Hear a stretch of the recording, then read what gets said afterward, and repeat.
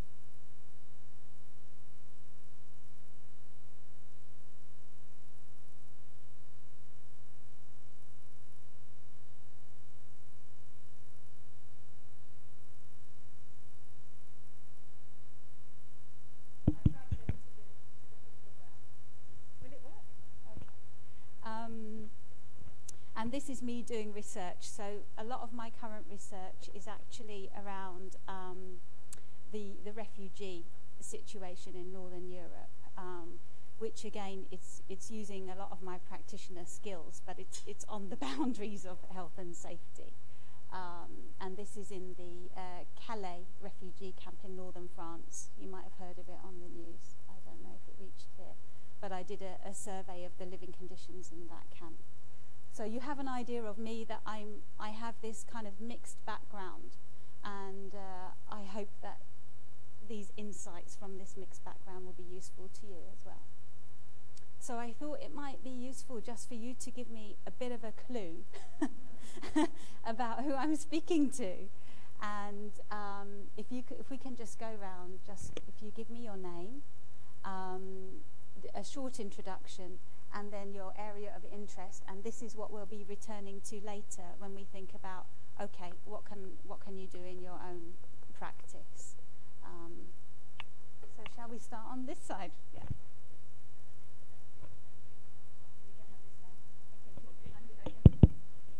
Okay, my name is Endri, Endri. I'm from Udayana University. I am a student, active student now, and this is my last year. And I also work as assistant researcher from my senior. About my interest, maybe I still work and think about it. Okay. Of course, about occupational and health and safety. Good morning, Ibu, Bapak. Okay, my name is Cahyo. I'm an occupational health physician. I'm working at ExxonMobil Indonesia, and my interest area is actually is occupational health, of course. That's all. Specialism? No, Bu. Still, oh yeah, still student? Yeah. No, I'm student at the Magister Kesehatan Kerja in UI. Thank you.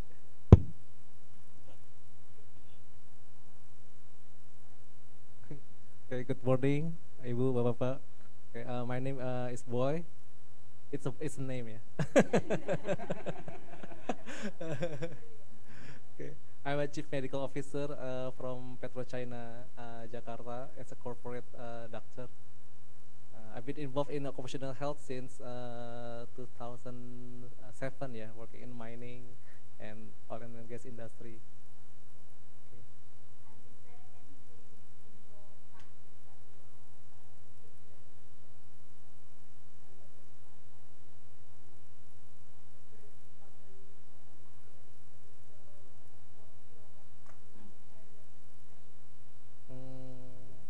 Maybe everything about occupational health, yeah, from the planning, from the health risk assessment, planning the programs, how to prevent the worker from exposure, from the injury, from the health occupational illness, and get how to remake the strategy, how to make the policy. That's what I'm doing right now. Okay, thank you.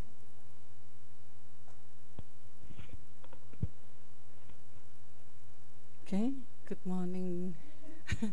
I'm Indri, the same name in with my friend Indri.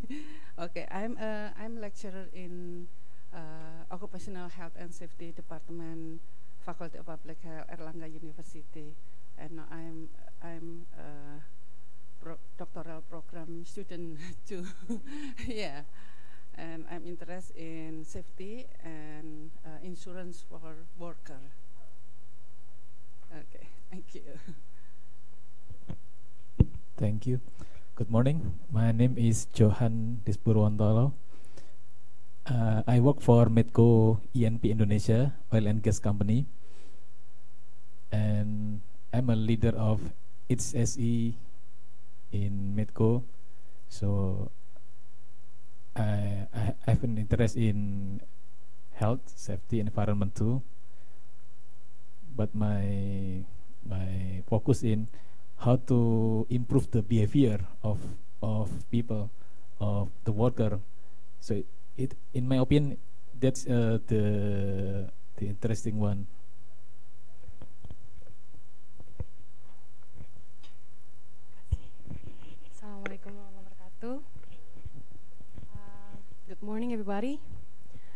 name is Indah. I'm from PHE ONWJ. It's a former BP West Java, yeah, BP Indonesia. I'm a industrial hygiene senior analyst, and I've been working as an industrial hygienist for 7 years. Of course, by my title, you can see that I'm interested in industrial hygiene. Yes, that's all. Thank you. Assalamualaikum warahmatullahi wabarakatuh. Good morning. My name is Denny. I'm from Jakarta, Astra Honda Motor.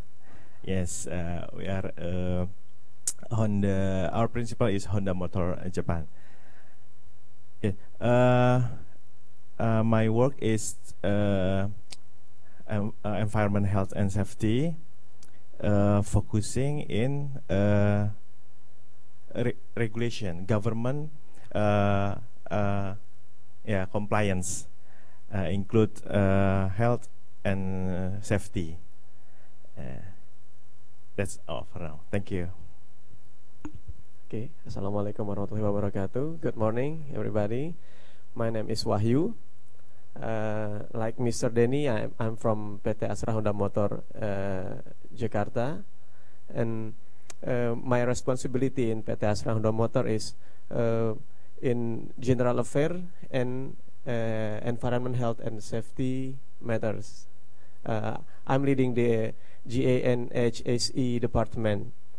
So, of course, I'm interested in OHS area because that will be my responsibility, how to operate the factory in Astra Honda Motor with concern the environment, safety and health for the all employees. Okay, thank you. I supervise occupational health and industrial hygiene.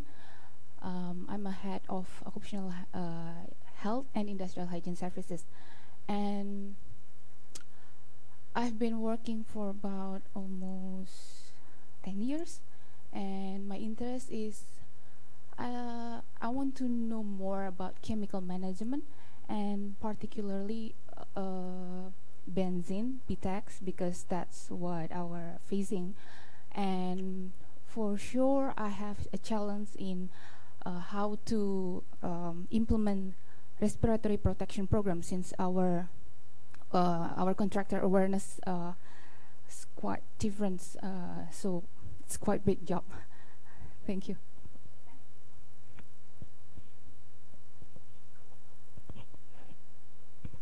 Thank you.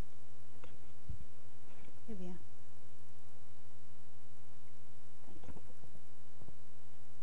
Okay, so we all at least have an idea of the backgrounds of the people in this room, which hopefully will be useful as we go on. So this is my plan for the workshop this morning, that will discuss evidence-based practice, which is something that exists quite strongly in medicine at the moment, but I haven't noticed it being adopted so much in occupational health and safety and environment practice. And I think there's things that we can probably learn from the medics in this respect. I'm going to do a short session on how you assess the evidence that's out there. So it's about reading critically and not just accepting what people are telling us, but reading with our eyes open so we can spot any problems with published work. I'm then going to talk about how to do a basic piece of evaluation, so a little bit about research methods, yeah? And then I thought we could use the end part to discuss how you might actually evaluate something in your own workplace.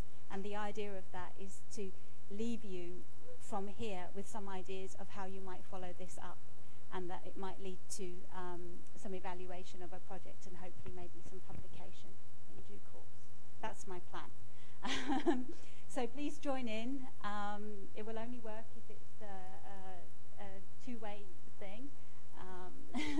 And we can all learn from each other with this. So did you hear about evidence-based practice? Is it a term that's familiar? Yeah? Yeah? Yeah?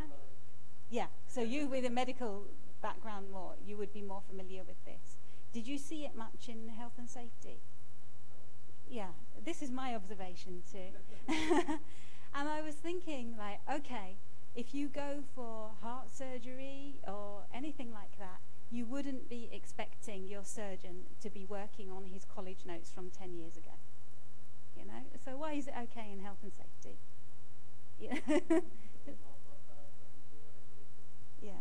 Yeah. Yeah, exactly.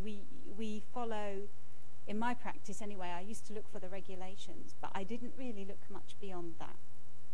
And I didn't look very closely at what the regulations and guidance were based on. And I didn't contribute to the evidence base very much myself. I was practicing and I was trying things out and I was looking at my own practice, but I wasn't very good at sharing the findings beyond my small area of the UK. You know, you tell your friends, oh, I tried this. Yeah. But if it goes well, really you want to share it beyond. And so I'm encouraging you to share in a way that is a powerful way of sharing, and that is a way that hopefully policymakers will take some notice. So that's the thinking behind it. Okay.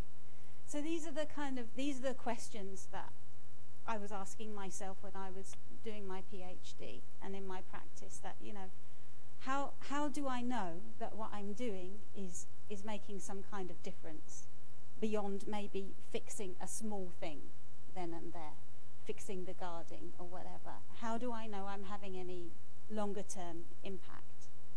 How do I know if what I'm doing is having a good impact, or if there's some kind of other consequence which is not good as a result of my actions? I don't know that most of the time. And one thing that came very strongly from my PhD, and I was looking more at regulatory roles, is that the services that had the evidence that their activities were having some kind of positive impact were the ones that were successful in getting funding. The ones that didn't have the evidence were not getting the funding, and the services were shrinking as a result. So I saw this all sort of being connected up, and I saw in the UK we had a restructure where health and safety inspectors were suddenly having to work in the same organisations as public health practitioners who were medically trained, and the people with the medical backgrounds were very good at evaluating their work, and the people with the health and safety backgrounds and environmental health backgrounds were not. And so public health people were getting the money and environmental health people were not getting the money. Yeah, because they couldn't show that their service was worth investing in. And that's when I thought, right, okay, we have to change this now. And I forced it on my students, and I forced it on any other person who's kind enough to listen. And I think if there's enough of us all trying to contribute and evaluating our work properly, then we are in with a chance of changing things for our profession as well. Does anybody have any thoughts on that? Does it sound true for Indonesia? Sort of.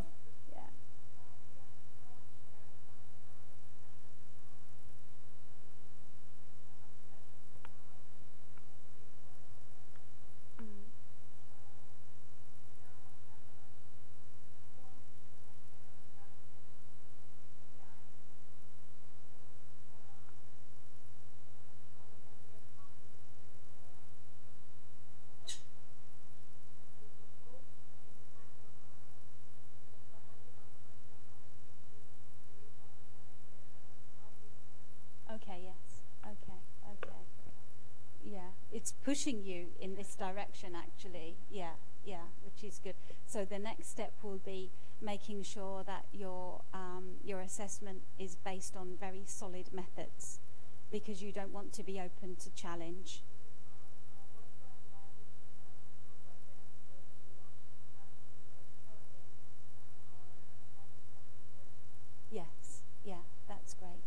if you have some interesting findings, then it's good to write them up and share them. Otherwise, the good practice just stays in your company, and all the other people don't learn from it.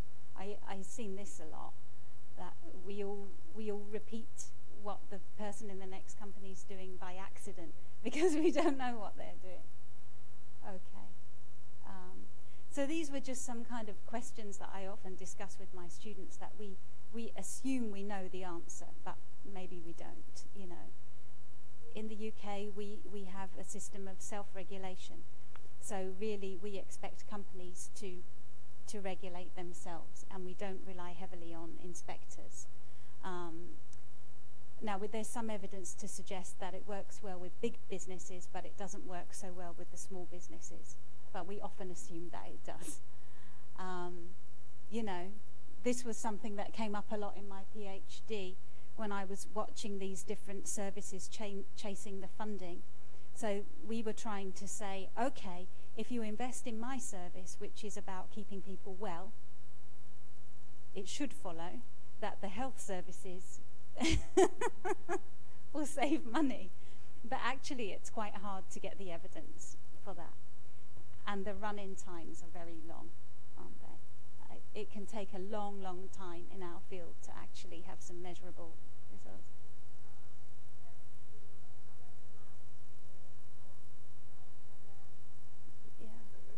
Yeah. You're amongst friends here, yeah.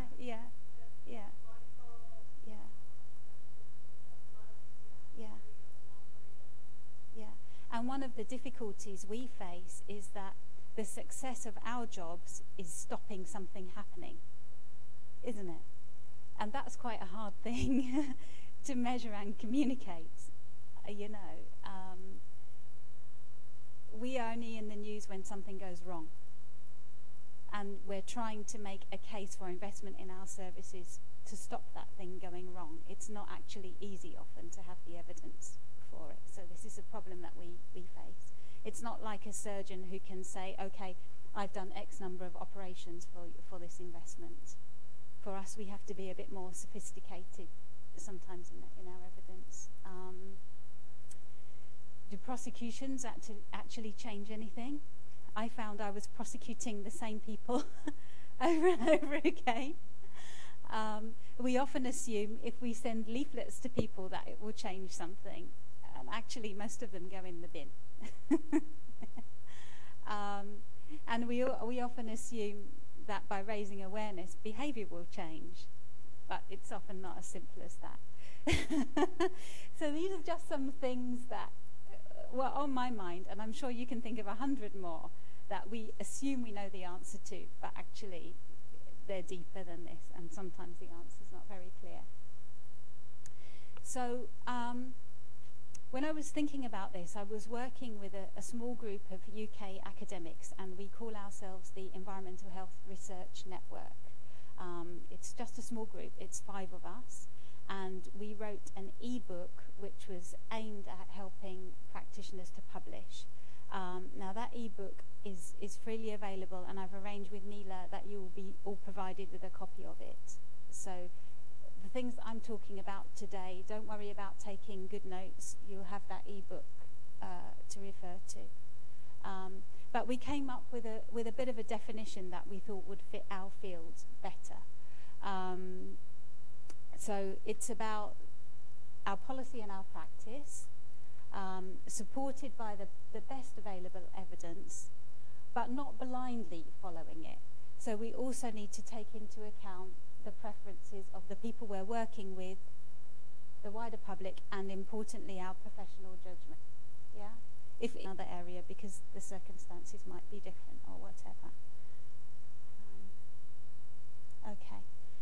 This is a quote from my own research when I was asking practitioners about their practice around this. And this person was saying, well, you know, we do a project, often it's a good project, but we don't necessarily review it, we don't document it, we have some outcomes, but mostly they're figures, and by that she means the number of inspections, yeah? They're not what have we actually achieved from a public health point of view, and we don't share it very often. And this quote has summed up a lot of what I found in my own research and my own experience. Does it feel familiar to you?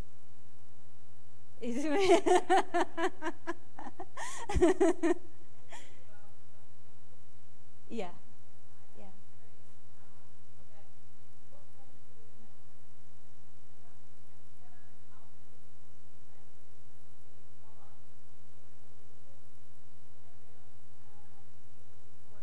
Okay, yes.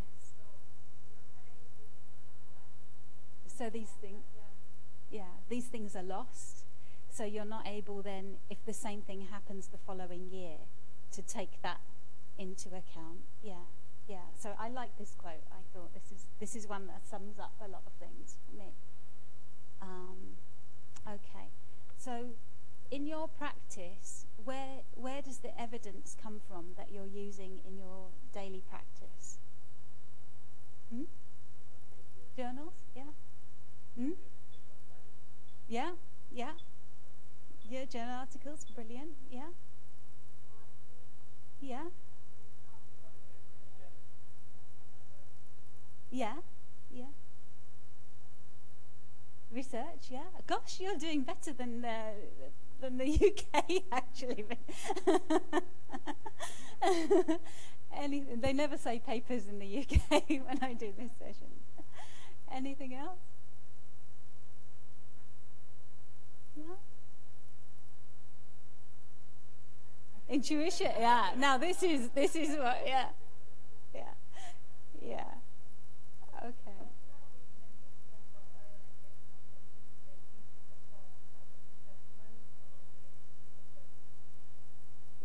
Yeah. Okay. Yeah. Which is perfect. Yeah. It's better for everybody, I think. Yeah. Okay. So these are the alternatives that I have found. I think we might be slightly behind you. We have this term called gobsat, which is good old boys, all sat around deciding. Anecdote, so stories from our colleagues, maybe something we've seen in the news, maybe just trying to keep costs down affects our practice. A lot of this, asking friends, yeah. Yeah. Oops. Oh. So that comes with plus and minus. You need to be able to filter what your friend is saying. Do we do a lot of this? Assuming? Yeah. I used to do this, assuming I wasn't doing any harm. Yeah. Until, I don't know, an example is environmental health is very, very broad, and it includes housing as well. And I remember, it was a surprise to me, and it's stupid, it shouldn't have been a surprise, but sometimes you take action on one thing, so I take action on saying this house is not suitable for living in, and of course the consequence is people are homeless. But I'm just seeing this house isn't suitable for living in. So, often there's unintended consequences along the line, but our eyes aren't open to them. And this hoping for the best, please. Yes. Because you don't choose this job unless you want to help other people. We all have the same objective. We all have a natural positivity, about wanting to care for other people. And maybe that leads to a bit of a blind spot in seeing the unintended consequences because we don't want to see them sometimes. Okay. Yeah, absolutely. I don't know if you can see this very well, but it's a little diagram produced by Oxfam, and actually it's really aimed at NGOs, but I thought it was quite useful, this idea that, evidence-based practice is a cycle, and actually we're all connected to each other. All the different organizations and individuals in this cycle all rely on each other. So they've got here this idea of the evidence producers. They've got universities, government departments, private sector and so on.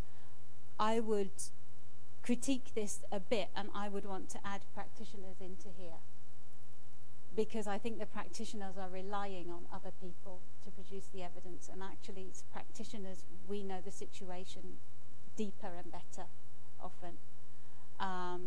Then we have people who kind of bring the evidence together. Then we have people who share the evidence, and the implementers are the practitioners, and then that should inform the producers. Does it make sense? That every asbestos or whatever, certain things are fairly black and white in a way, and the answer is quite straightforward, isn't it? And we don't need to trouble ourselves too much often about these. But then we have these issues which are more messy, and it's some of the things you alluded to here, like it's not the fact that they need the PPE, it's actually how do I get them to wear it? Yeah. Some of my students have done dissertations in countries where people are selling the PPE, for example. So, you know, then we call these things wicked issues, and health inequalities we would call a wicked issue. It's something where the causes are not necessarily straightforward, and that means that the answers aren't necessarily straightforward. But these are the interesting things in life as well, aren't they, sometimes? So I would just throw some theory at you. So there's a theory, have you heard of Sean and his swamp?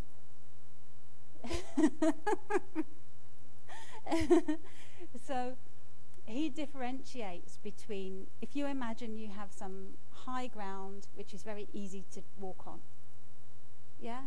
It's very sound underfoot and you feel quite comfortable. And if you imagine you also have some swampy ground where you tread and your foot it disappears in the swamp. Yeah, yeah. So what Sean is saying, okay, the simple technical questions, that's the high ground. It's the fairly easy stuff. It's quite straightforward. The answers are pretty clear. And we can spend all our lives dealing with that, and that's absolutely fine. But actually some of the more interesting stuff is this swampy stuff. And they're the big questions that are hard to answer, that we don't necessarily know how to respond to. But it doesn't mean that we don't try.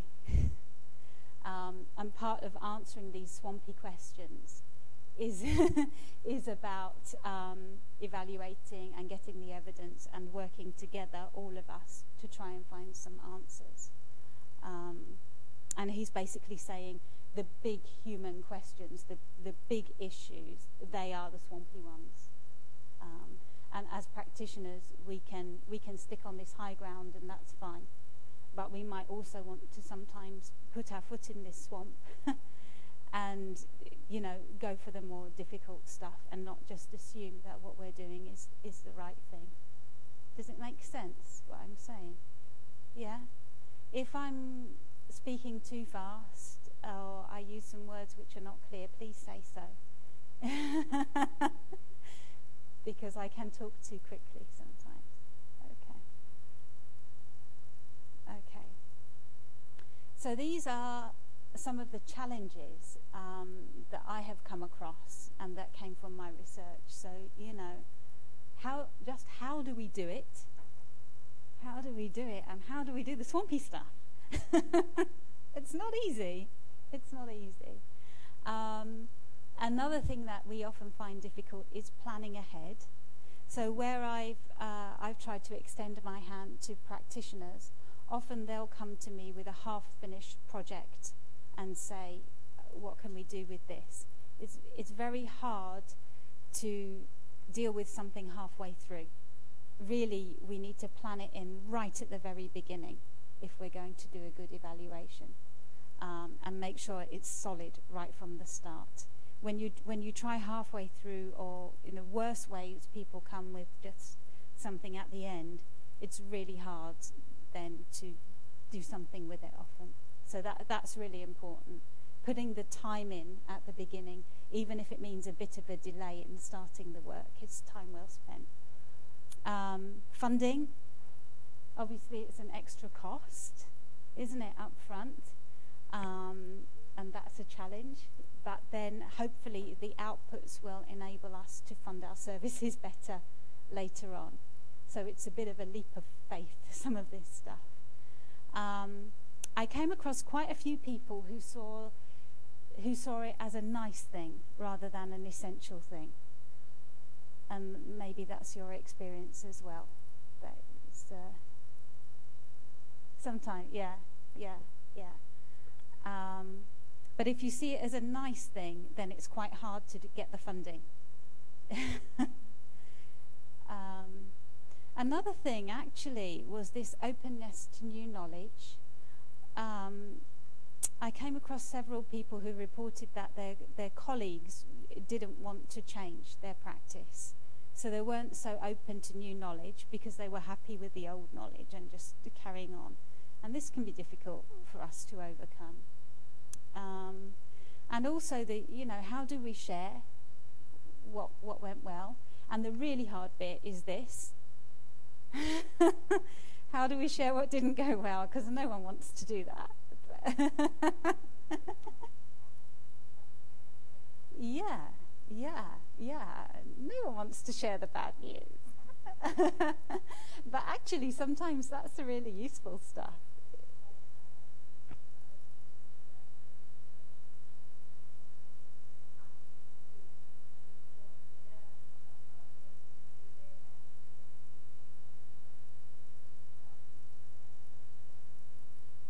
Yeah, of course.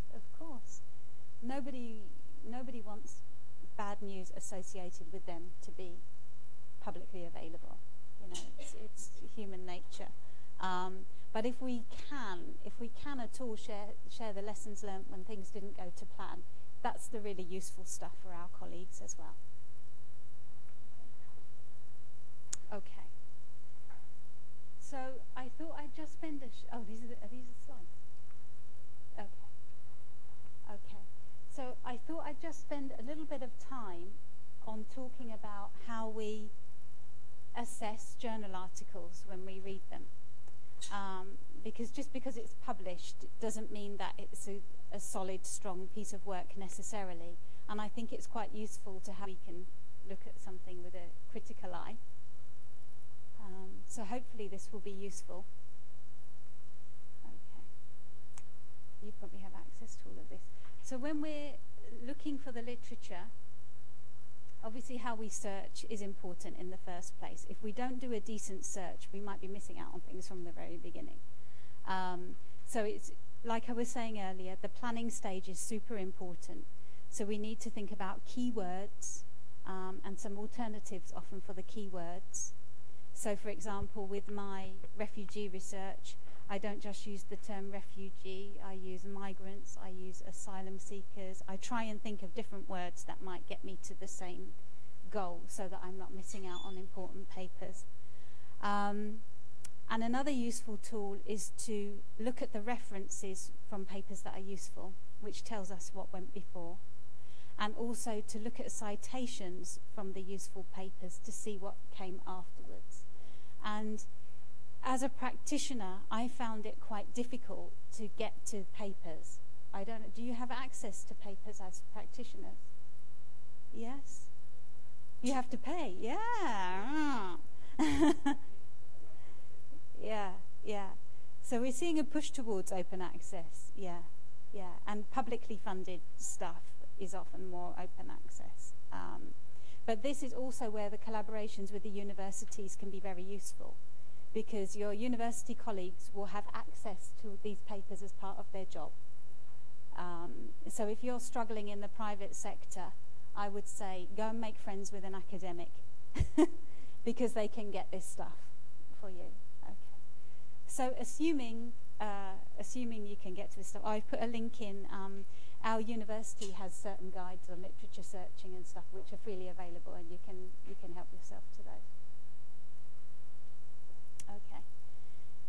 So when you're reading something, do you treat everything in the same way?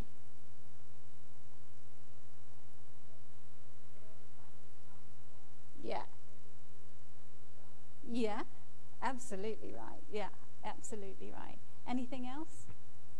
Any other thing that would make you, I'm not sure about this?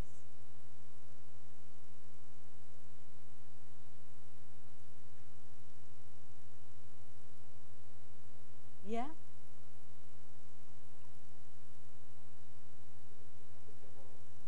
Absolutely, yeah. So, I mean, it sounds like what I'm going to go through with you is hopefully a reminder to sharpen your skills when you're reading, that, you know, we read with a critical eye and we ask, is it any use for us? Who paid for it? Okay.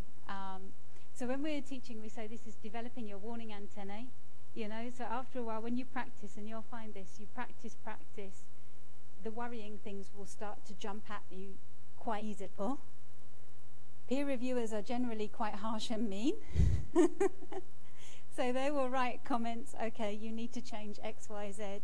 Mostly they will also say, you need to cite my paper as well. So even though it's anonymous, you can figure out quite quickly who your reviewer is. You found that? Yeah.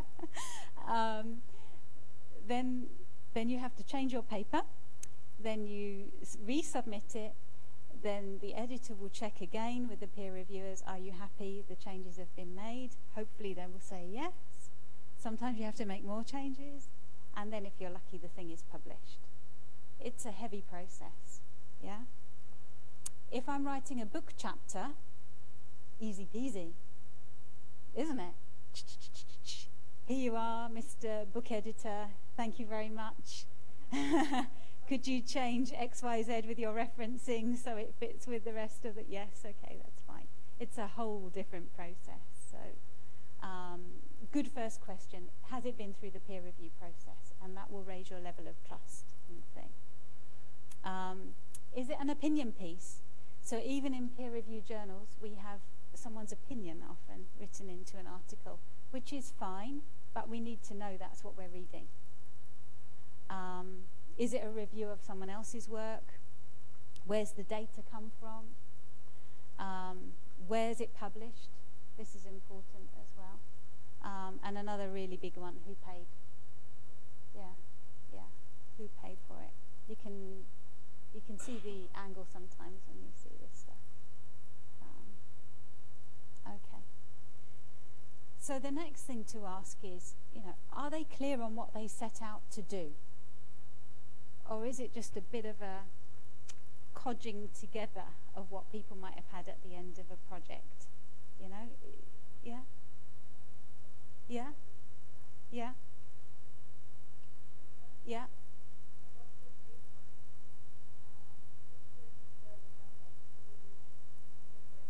Mm-hmm.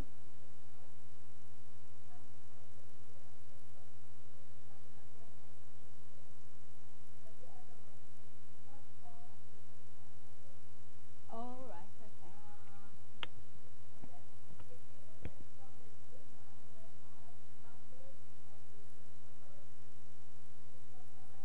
Yeah. Yeah.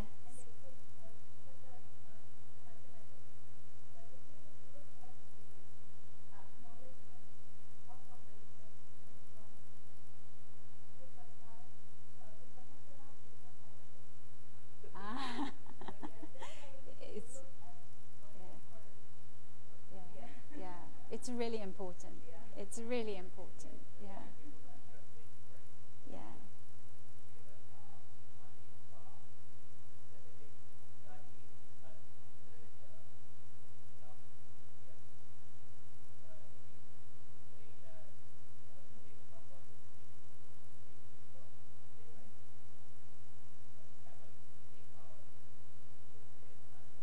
Yeah. Yeah. Absolutely. Yeah, exactly. And, you know, another thing, like we were talking earlier, the publishing of findings which don't go your way, not to see papers on things that didn't go well as well. So we need to have all this kind of in our minds when we're reading the stuff. And sometimes, you know, companies who pay for the research, they can put some limitations on what's published, or they can put some limitations on when it's published as well. So it's good just to have your eyes open with this kind of thing. That's a good example there. Yeah. Okay. So once we've looked at the big general stuff, then we can start really unpicking more, and we can say, okay, were they clear what they set out to do? What was the idea? What's the question that they're trying to answer in the first place? And looking at the literature review, are they aware of the work of others? You know, are they building on the work of others? What kind of references are in there? Are they from Wikipedia? Or are they from peer review sources? Sometimes my students, I follow up, I don't recognize this. Click, oh, Wikipedia. Oh.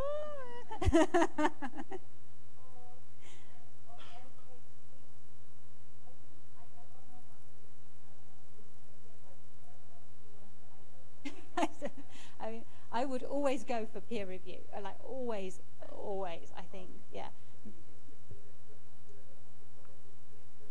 Yeah, look it up for yourself. And I think always try and get in the habit of looking up the sources for yourself. Because sometimes you'll read a paper and the paper will say, oh, XYZ person says this. When you go back to XYZ, they didn't say that at all. So it's good practice always to go back to the original and make your own judgment. Yeah, because sometimes these myths happen. And actually, one of my professors at the university in Manchester, where I did my PhD, he was saying, sometimes I read a paper and they're referencing me, and I think, I didn't write that at all. That's not what I said. So never trust what someone's saying about someone else's work, because, you know, they might be in a hurry. They might just be looking, oh yeah, that's something related, I'll put it in. In communication for the person who's written. Sometimes you're reading, you can feel a bit, I'm getting nowhere with this. Don't be upset by it. Often it's someone not writing clearly. Often people write in a way to appear very clever. You know, it doesn't mean that it's good. Okay. So the next question is, are they the right methods for the job?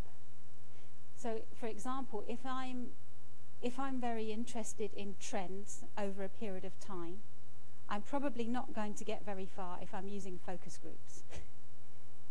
It's not the right method for the job. So you can do some reading around methods. I'm going to talk to you a bit in a while about pinning down, have they done the right thing to answer the question they set out to answer in the first place? And there's different, we see this a lot with the students, that they'll say, okay, I randomly sampled for my questionnaire, and then, you know, I stood in the street and I say, okay, did you speak to anyone that didn't look friendly? No. It's a random sample of friendly looking people. Did you speak to anyone with a dog? No. So what's the sampling? You know, is it solid, or is it a bit lazy and the easy way? Someone said earlier, is it representative? You know, what can we extrapolate from this? Is it useful for us? And is it big enough? Often you'll see big claims made, you know, huge headline stuff, and then when you actually look at the methods, it's based on something very tiny.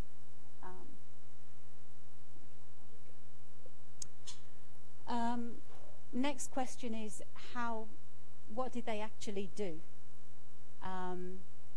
Did they carry out a pilot, for example? Did they need to carry out a pilot? If they did, what did they do? Is there possible bias in there? You know, if you just ask your friends, for example. And the ethics are really important in our line of work, aren't they? You know, did people know that they were part of this research? We don't want to be involved with anything with dirty ethics at all. Next question is, you know, have they done the right analysis? So, for example, a lot of people are allergic to statistics. I'm slightly one of them. But, you know, if you don't do the right analysis, then you're going to finish up with findings that are difficult to to make the most of? Do they actually come from the data, or are they something that the person had in their mind in the first place before they even did the research? Often you see that, and the recommendations sometimes don't add up with the findings either.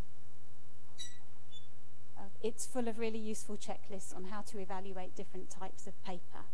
So I thoroughly recommend How to Read a Paper, but this is like a short, little, quick version. And if you're starting out, but has a useful little